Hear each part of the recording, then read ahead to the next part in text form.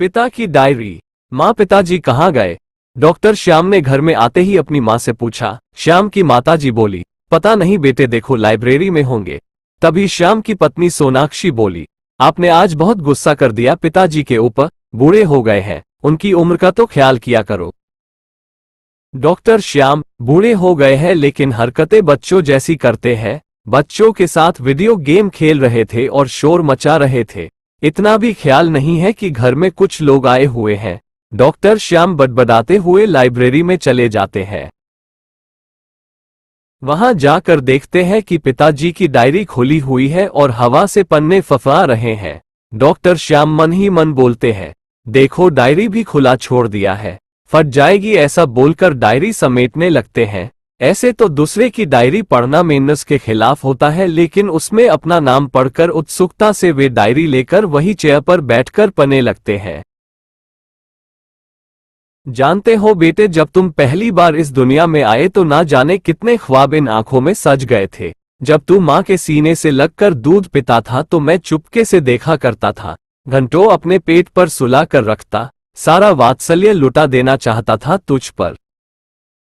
लेकिन अब वो क्या है ना कि पिता बनने के साथ साथ कई जिम्मेदारियां भी आ गई थी इन कंधों पर। तुम्हारी हर जरूरत पूरी करने की जिम्मेदारी, तुम्हें समाज में कामयाब बनाने की जिम्मेदारी, तुम्हें अनुशासित रखने की जिम्मेदारी, तुम्हें मजबूत बनाने की जिम्मेदारी, ताकि तू कदम से कदम मिलाकर इस दुनिया के साथ चल सके। इन सारी जिम्मेदारियों को निभाते निभाते एक पिता कब अपने कोमल भावनाओं के ऊपर एक कठोर आवरण ओढ़ लेता है, ये तो उसे खुद भी पता नहीं चलता। जानते हो बेटे, मुझे जलन होती थी तुम्हारी माँ से जब तू अपनी माँ से मीठी मीठी प्यारी प्यारी बातें करता था। मैं चुपचाप सुना करता था दूसरे कमरे से और मन ही मन खुश हुआ करता था, लेकिन डरता था तुम्हारे सामने आने से कहीं मेरी सच्चाई तुम्हें पता ना चल जाए। उस दिन जब तुम्हें चोट लगी थी, घुटने से खून बह रहा था, भागकर तेरी माँ दवा लेकर आई और रोते हुए उस पर दवा लगा रही थी। मैं भी भाग कर आया था, लेकिन तुझे देखकर अपना सर घुमा लिया था मैंने। तुम्हें लगा था कि मुझे तकलीफ नहीं हुई। ऐसा नहीं था मेरे बच्चे, बहुत तकलीफ हुई थी। तू तो मेरे कलेजे का टुकड़ा है और चोट मेरे कलेजे को लगी थी। आंखों में आंसू आ गए थे मेरे, कहीं तू मेरे आंसू देख ना ले, इसलिए अपना सर घुमा लिया था मैंने। क्योंकि तुझे तो अभी कई बार गिरना था, गिरकर उठना था, ऐसे कई चोटों का सामना करना था तुझे। तू मेरी आंखों में आंसू देखकर कमजोर न बन जाए, इसलिए तुम्हें मजबूत जो बनाना था। और उस दिन जिस दिन तुमसे एक एक रुपये का हिसाब मांगा था, ऐसा नहीं था रे पगले कि मुझे तुझ पर विश्वास नहीं था, मुझे तुझ पर विश्वास था, तभी तो पैसे देकर बाजार भेजा था। मैं तो तुझे पैसे का मोल सिखा रहा था, तू कहीं पैसे को गलत जगह पर ना खर्च करे। मुझे फिक्र थी तुम्हारी, बस इसलिए हिसाब मांगा था। और उस दिन जब दोस्तों के साथ पार्टी करने के लिए पैसे मांगे थे तूने, और मैंने मना कर दिया था। फिर तेरी माँ ने तुझे पैसे दिए थे पार्टी करने के लिए, इसलिए तो तेरी माँ से कभी उन पैसों का हिसाब नहीं मांगा मैंने।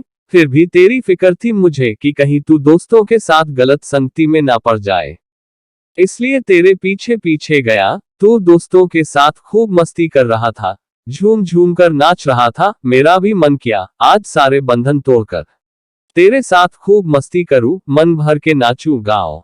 लेकिन उस दिन भी रोक लिया मैंने खुद को।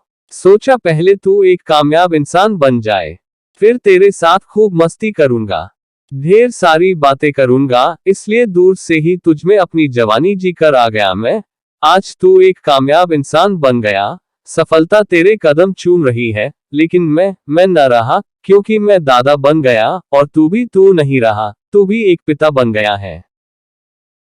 एक जिम्मेदार इंसान, घर की जिम्मेदारी, बच्चों की जिम्मेदारी, समाज की जिम्मेदारी। मैं हर परिस्थिति में तुम्हारी स्थिति को समझता हूँ, लेकिन तुम्हें मेरी स्थिति को समझने में थोड़ी देर लगती है। यही दूरी तो है एक पिता और पुत्र के बीच की दूरी। और क्या लिखूं मैं मेरे बच्चे, अंत में मैं बस इतना लिखूंगा कि तुझे मैंने तेरी माँ की तरह अपने शरीर के अंदर से नहीं निकाला, लेकिन तू मेरा अंश है। जिस दिन तू इस दुनिया में आया, मैं तेरे अंदर जीने लगा। तेरे चेहरे पर खुशी देखकर अपनी सारी थकान भूल गया। तेरे बचपने में अपना बचपन जीने लगा। तेरे चेहरे पर सुकून देख अपनी सारी मुश्किलें भूल गया। तेरे जवानी में अपनी जवानी जीने लगा। तू आज भी मेरी स्थिति नहीं समझ रहा है, लेकिन मैं तेरी स्थिति को अच्छी तरह से समझता हूँ। जब तू ये बोलता है कि पिताजी आप तो बच्चों के साथ बच्चे बन गए हैं, तब मुझे हंसी आ जाती है। तू मेरी इस स्थिति को भी समझेगा जब तू दादा बन जाएगा, लेकिन तब शायद मैं इस दुनिया में ही नहीं रहूंगा। इतना पढ़कर डॉक्टर श्याम के आंखों के सामने बचपन से पिताजी के साथ बिताए सारे पल एक चलचित्र की भांति घूमने लगे। उनके आंखों में आंसू आ गए। तभी डॉक्टर श्याम को सोनाक्षी की आवाज सुनाई पड़ी। डॉक्टर श्याम ने पीछे मुड़कर देखा, उनकी मां और सोनाक्षी खड़ी थी। डॉक्टर श्याम की मां बोली, अरे बेटे तेरे पिताजी यहां भी नहीं है तो कहां गए? डॉक्टर श्याम झट से अपने आंखों से आंसू पोंछते हुए बोले, मैं जानता हूं वे कहां होंगे, मैं उन्हें लेकर आता हूं। इतना बोलकर डॉक्टर श्याम बाहर निकल गए। जा पहुंचे उस पार्क में जहां बचपन से उन्हें उनके पिताजी ले जाया करते थे। शायद पिता पुत्र के बीच की दूरी खत्म करना चाहते थे, लेकिन कभी खत्म नहीं कर पाए। जाकर देखा पिताजी वही उस बेंच पर अकेले बैठे थे। डॉक्टर श्याम वही उनके बगल में बैठ जाते हैं और बोलते हैं, पिताजी आपने अच्छा किया जो ये दूरी बनाए रखी। आज मैं जो भी हूँ आपके कारण ही हूँ। कई बार मेरा मन करता था स्कूल बंद कर दोस्तों के साथ मूवी देखने चला जाओ। कई बार मेरा मन स्कूल नहीं जाने का करता था। कई बार दोस्तों के साथ पार्टी में शराब पीने का मन करता था, लेकिन हर बार आपका गुस्से वाला चेहरा याद आ जाता था। हर बार आपके डर से अपने कदम पीछे खींच लेता था। पिताजी आप हर बार मेरा हाथ पकड़कर गलत रास्ते पर जाने से रोक देते थे। बस आज मैं इतना कहना चाहता हूँ कि मैं आपसे बहुत प्यार करता हूँ।